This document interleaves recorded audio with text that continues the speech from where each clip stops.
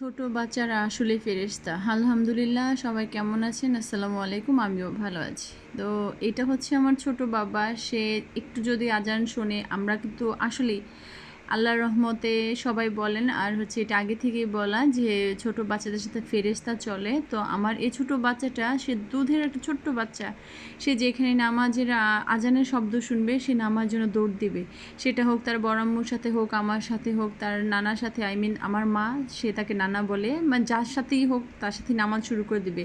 যদি নামাজের বা আজানের শব্দ যদি শুনলো, সে টুপিটা নিয়ে দৌড়ে নামাজ পড়বে। তার মধ্যে আলহামদুলিল্লাহ এত একটা পজিটিভ সাইন আমি দেখি, যা বলার বাইরে। তো আপনারা, সত্যি কথা বলতে কি, আমাদের প্রত্যেকটা বাবা মার উচিত যে বাসার মধ্যে প্রত্যেকটা বাচ্চাকে শেখানো নামাজ টামাজ, যদিও আমরা সময় পাই না, যেহেতু আমরাই হয়তো ঠিকঠাক মতো নামাজ পড়ি না। তো আমরা অবশ্যই চেষ্টা করব, প্রত্যেকটা বাবা মা আমরা চেষ্টা করব যে আমাদের ছোট বাচ্চাদের বাসায় যারা যারা আছেন অবশ্যই তাদের নামাজটা শিক্ষা দেওয়ার। আর হচ্ছে অবশ্যই বাসায় চেষ্টা করব আমরা হুজুর একজন রেখে, ছেলেদের জন্য ছেলে আর মেয়েদের জন্য একজন মহিলা হুজুর রেখে তাদের নামাজ পড়ানো। আর আমার এই বাবুটার কথা কি বলবো, সে মানে আলহামদুলিল্লাহ এত চঞ্চল, এত কিউট। সে কি তার গায়ে যদি মানে আজান শুনলে, তার গায়ে কিছু থাকুক বা না থাকুক, সবার আগে সে মোনাজাতটা মোনাজ ধরবে, আর এত সুন্দর কিউট কিউট কথা বলবে যে আমি যে মা, আমারই ভালো লাগে।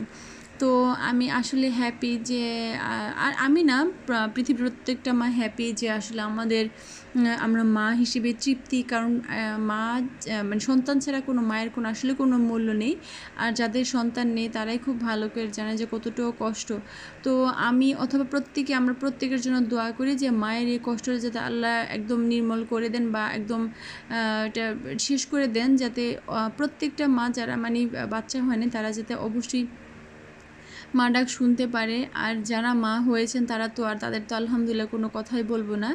তো আমরা অবশ্যই আজকে থেকে যদি করে নাই থাকি, আজকে থেকে অবশ্যই প্রত্যেকটা বাবুকে আমরা শেখাবো মা হিসেবে বা বাবা হিসেবে প্রত্যেকটা ওয়াক্তে ওয়াক্তে নামাজ। যদিও সে ছোটো বাবু, সে অত কিছু বুঝবে না, কিন্তু আমরা চেষ্টা করব যে আমরা নিজেরাও পড়বো, অবশ্যই বাচ্চাদের পড়াবো। আর আপনারা দেখেন, আমার এই ছোট্ট দুধের বাচ্চাটা যদি এখনও হাত তুলে বসে আছে, আর সে মানে আজানটা এত সুন্দরভাবে তার ভেতরে নেয়, আর এত সুন্দর কান পেতে শুনে যে কী বলবো, আল্লাহ স্বয়ং মনে হয় আমাকে এরকম একটা ফেরেশতা পাঠাইছে। আমি নিজে হ্যাপি।